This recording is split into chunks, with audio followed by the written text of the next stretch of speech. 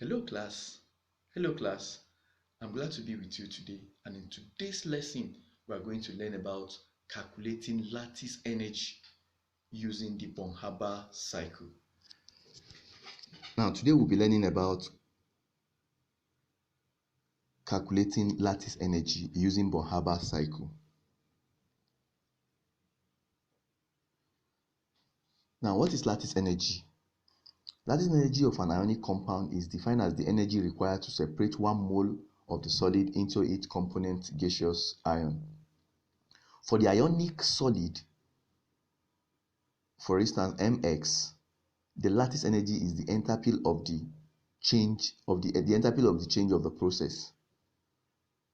Which process? That is where mx solid, that is the ionic solid, dissociates or separates into the component ion Mn plus and Xn plus. N is the number of electron loss. If 1 electron is lost, we just have N, just 1 N. If it is 2, we have 2N. Sorry, 2 minus. If it is for the metal, if it is 1 electron that is lost, we just have M plus, M1 plus, just as we also have in the example given, sodium chloride. When sodium chloride acquire energy to separate into sodium ion and chloride ion, so the energy that is absorbed to bring about this process is what is known as what? Lattice energy. And in this case, where it is receiving energy or absorbing energy to dissociate into, to separate into sodium ion and chloride ion, we have an endothermic reaction. So there, in this kind of situation, lattice energy will be positive, will have positive value. But the other way of looking at lattice energy is that lattice energy can be defined as energy released when separate ions combine to form a lattice and giving a negative value. That is an exothermic reaction, unlike what happened in the first instance where energy is absorbed. Here energy is what is given out when separate ions combine, when for instance sodium ion and chloride ion combine together to form sodium chloride. You see, in that case energy is given out, so a more stable compound being sodium chloride is what is now formed.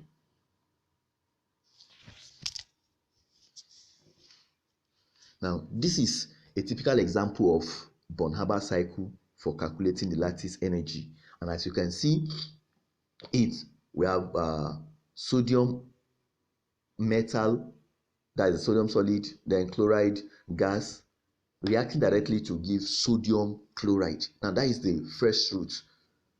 Now the second route, which comprises of about 5 processes, include sublimation of sodium from Na solid to Na gas, then dissociation of the chlorine molecule into chlorine atom.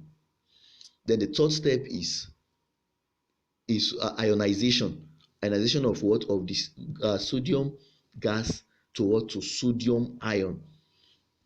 In the same step 4 is electron affinity, because there is an addition of what? Electron to that chlorine atom, giving us chloride ion. So by the time these two ion now, both positive and negative, this cation and anion now, by the time they release energy they form sodium chloride.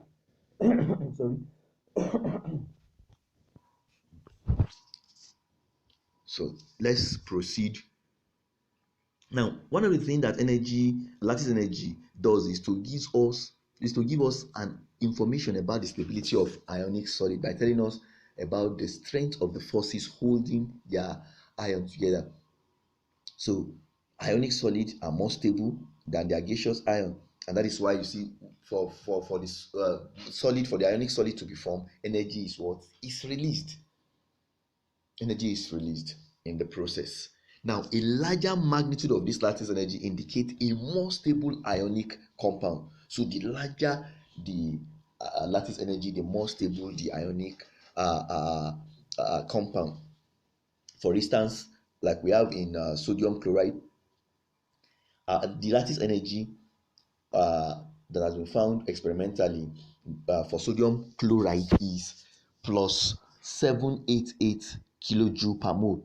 That is the energy that is required to separate one of the solid sodium ion into gaseous sodium plus and chloride minus ion.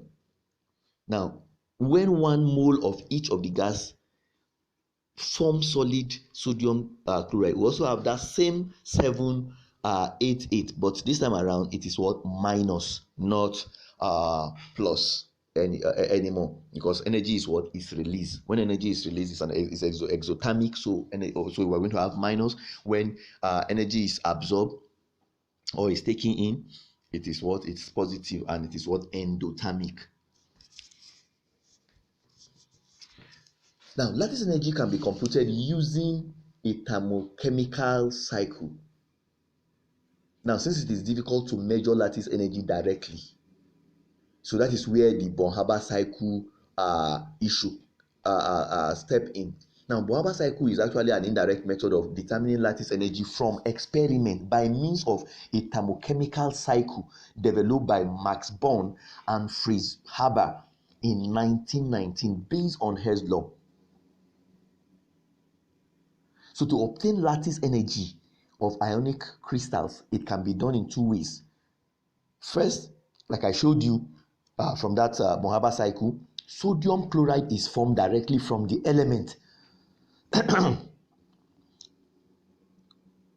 where we have a sodium solid and chloride ion, have chloride ion gas, chloride molecule gas, as seen in the cycle. We have enthalpy of what? Of formation directly. Now, but the second route consists of what? 5 steps. And what are these 5 steps? I've mentioned it earlier. Number 1 is sublimation of sodium. Number 2 is dissociation of chlorine. Number 3 is ionization of sodium atom. Number 3 is formation of chloride ion. And the number 5, that which is the last one, is what? Formation of the sodium chloride solid from what? From ion. The 2 ions, that is sodium ion and chloride ion. Now, the Born-Haber cycle. Okay, this is what I presented earlier, showing us the heat of sublimation, which is the first step, dissociation, the second step, ionization of sodium to sodium ion. The third step, the fourth step is electron affinity, electron being added to chlorine, and then the 2 ions, sodium ion and chloride ion, now release energy to form a more stable ionic compound, which is our sodium chloride. So the energy that is released here is known as lattice energy. Now, according to Hertz's law, now to get the heat of formation, it requires that this formula be used. Okay, heat of formation equals to heat of atomization plus heat of dissociation plus sum of ionization energy plus sum of electron affinity plus lattice energy.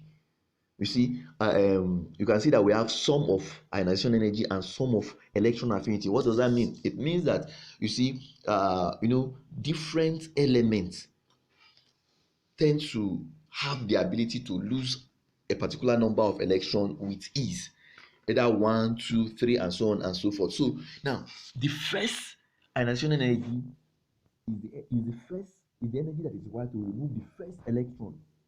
So now to remove another electron, another ionization energy is required. That is what we call the second ionization energy. So if 3 electrons are required, now the 3 are not removed at the same time. So first electron will be removed, we have first ionization energy. Second electron will be removed, we have what? Second ionization energy. The third electron will be moved, and we have what? So now in this case, when you want to solve it, when you have 1, 2, maybe ionization energy, you have to sum them together. Then for electron affinity, the same thing. So if it is 1 electron that is added, like we have in chlorine, because chlorine has the ability to easily accept one electron and become what, negatively charged. Now there are cases like in oxygen. Now they may need two. So for two now, so we are going to have the first electron affinity and the second electron affinity. Then the last one is what, lattice energy. So by the time you add lattice energy, electron affinity, ionization energy, heat of dissociation, and heat of some atomization, you are going to get what, the heat of formation of that ionic compound. Then you can rearrange it to get your lattice energy. That is, just make lattice energy yourself with the formula. If it's electron affinity you want, if other parameters are given, then you make electron affinity yourself with the formula, and so on and so forth. Now these are values. These are some standard value for bond dissociation energy. You can see that of chlorine, which is 242. In some quarter or in some area, you some report it as 244 or 243. So it's between 242 to 244. So you work with what is given, and if it's not given, so you are at liberty to take either 242, 243, or 244. And for fluorine molecule, that is for FF bond, you have what, 158 kilojoule per mole of what, of energy. That's the amount of energy that you need to break that bond, the bond between fluorine and fluorine, or between chlorine and chlorine, or between any of these pairs. Okay, you can be doing any of this pair. So you will be given, and again you need to look at it. We'll be talking about it later when we start solving our questions. Now we have some work example. We have two work examples that we're going to deal with. First, we have to calculate the lattice energy of sodium chloride given the following values. So we have heat of formation given as minus 411. We have heat of atomization given as plus 108 kilojoule per mole. We have also our dissociation energy given as plus 122. Now if you notice this, you see that there is half in front. Now what is the essence of that? From the table I just showed you, let's go back to the table again. Now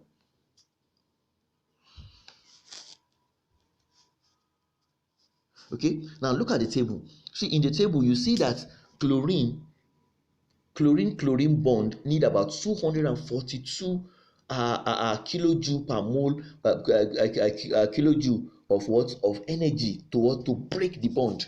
Is that okay?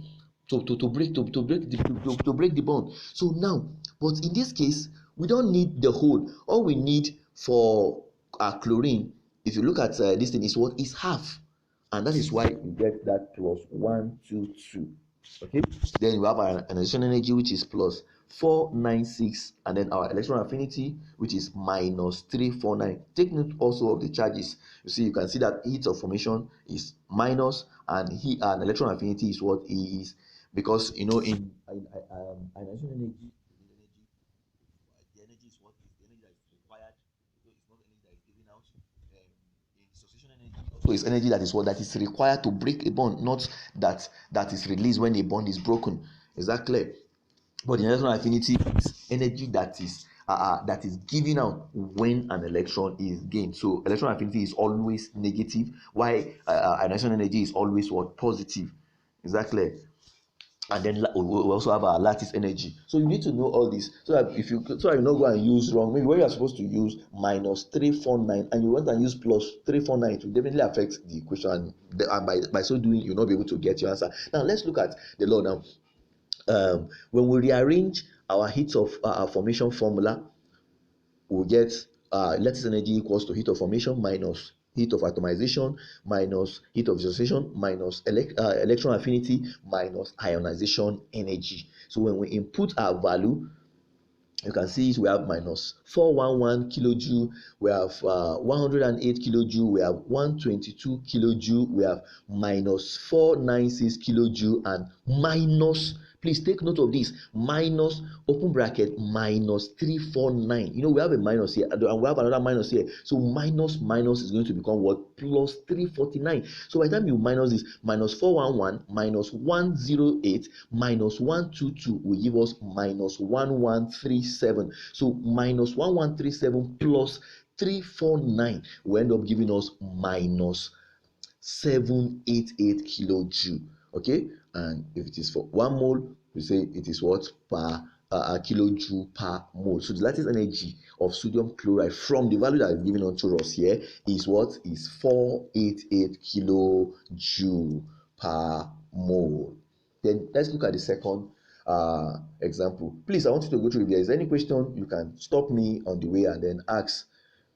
And if you don't want to ask now, if you are shy, you can ask later when we meet in the face-to-face class. Now, the second work example we are going to look at is, I told us earlier that if you, with that formula, with the formula of heat of formation or lattice energy, we can calculate any of the parameters, because we have about 4 or 5 different parameters. We have lattice energy, we have heat of formation, we have heat of atomization, we have enthalpy of dissociation, we have electron affinity, we have ionization energy. So when you know 5, you can be able to get the other one. So okay. So now here we are asked to calculate the enthalpy of atomization of what? Of silver, using Born-Haber cycle for the formation of what? Silver chloride, AgCl. That is silver chloride. Okay, AgCl, silver chloride.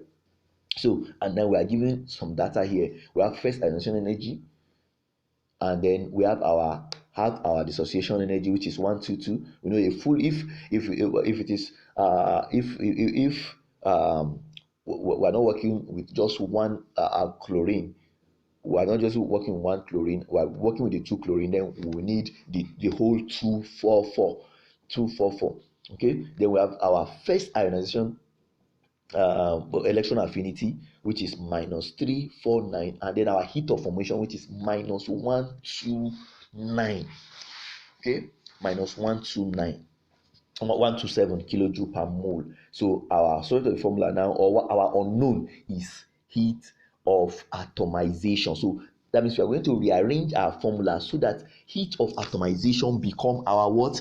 Become our subject of the formula. So at the end of the day, heat of formation now equals to heat of heat of atomization become heat of equals to heat of formation minus dissociation energy minus ionization energy minus electron affinity minus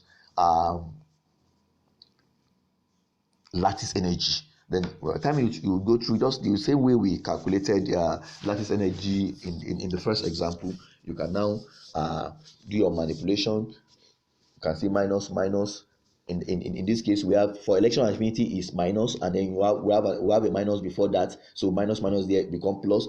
For lattice energy, we also have what? Minus. Is that again? We have minus because we are talking about the ion combining to form a more stable ionic compound. So in that process, energy is released, so you have to put minus. Now if you don't put minus there, you end up getting a wrong answer. So when you do this and add and subtract as necessary, you will end up having 284 kilojoule per mole as our heat of atomization. This is the amount of energy that is required before sodium metal, or before the silver metal can atomize, or can undergo sublimation to give us silver gas. Sublimation is all about changing from solid to gas without passing through the liquid state. So this is how to calculate the enthalpy of atomization. Now with this, you can calculate anything. If you have to calculate ionization energy, you can do that. If you have to calculate electron affinity, you can do that, and so on and so forth. So when the formation of the ionic compound involve combination of ions that include a divalent ion, such as what we have here. You see, we have cation. We have a cation with 2 plus, and for example, we have in magnesium or in calcium that we have here. You can see that we have calcium 2 plus 2 chloride minus to give us calcium chloride. So that means 1 mole of calcium 2 plus with 2 mole of chloride ion is required to give us what? calcium chloride to form calcium chloride. So now by the time we now show the all the roads, we can see now in this case our calcium, now since calcium has the ability of losing 2 electrons or has lost 2 electrons like we have in this case, that means we're going to have first ionization energy, we're also going to have what, second ionization energy, and then we have our first electron affinity, because chloride there is just 1 minus, so will be so but it's going to be doubled since we have what, 2 to balance the equation there, so it's going to be double. Now you can see it illustrated there as step 1, step 2, step 3, step 4. Now you notice that when we got to calcium gas, now first there is what, IE1, which is first ionization energy. Is it so 1 electron removed. Then we also have IE2, which is second ionization energy. That means the second electron is also what, removed. So now it involves the removal of what, 2 electrons. So we're going to have first and second. Now in some of the equations that are going to be presented to you, you may be given the first ionization energy separate and second ionization separate, and at times you may not be given them separate. You may be told that okay, the heat the energy that is required to move calcium ion the calcium gas to the to gaseous 2 plus to calcium 2 plus is this. So they may be combined, so you have to use the two. And if you are given separately, you have to sum them. That's why we say sum of ionization energy earlier.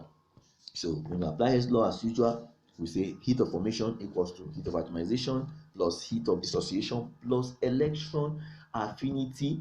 Okay, but now our electron affinity now here, is going to be double since we have 2 chloride ion. So one chloride, so chloride minus is 1 ionization energy.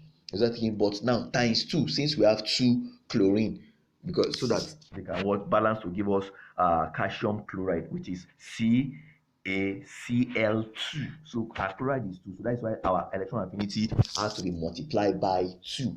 Then we have our first ionization energy and second ionization energy, then plus our lattice energy. So to calculate the lattice energy, you make the subset of the formula, you make U the subset of the formula by rearranging as follows. When you do that, you'll be able to calculate the lattice energy of an ionic compound that involve first and second ionization energy, and so on and so forth.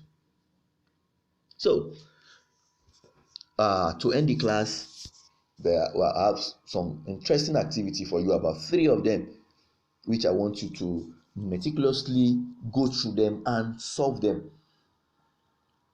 You can still go through what we have done in the work in the entire lesson, and particularly also the work example, and then you'll be able to calculate this activity that are given. The first one is to calculate electron affinity enthalpy of fluorine from the data that are given below. Okay. Then the second one is to calculate the lattice energy of potassium fluoride, and then certain values are given, and again you can see that answers are also provided, and these answers that are provided are not just there for you to try to manipulate or cheat to get them. Try as much as possible to work without even looking at the answer, but after you have finished solving each of the questions, then you can now check the answer to see if what you have done is right or wrong. Then the third question is to also find lattice energy of what, of magnesium chloride from the following data. So some data are given, the sublimation of energy is given, ionization energy is given, first ionization energy is given, second ionization energy is given, first electron affinity is given, enthalpy of formation is also given for magnesium chloride. So all you need to do is to get the lattice energy. All you need to do is to get the lattice energy, and then compare it with the answers that are provided. So endeavor to solve this self evaluation question and compare with the provided expected answer. Thank you. We have come to the end of the class. Now in the next class, we're also going to have another interesting topic to learn in chemistry. Until then, I remain your facilitator, Mr. Sunday Ibrahim. We have come to the end of the class today, and in the next lesson we're going to learn about the determination of empirical and molecular formula.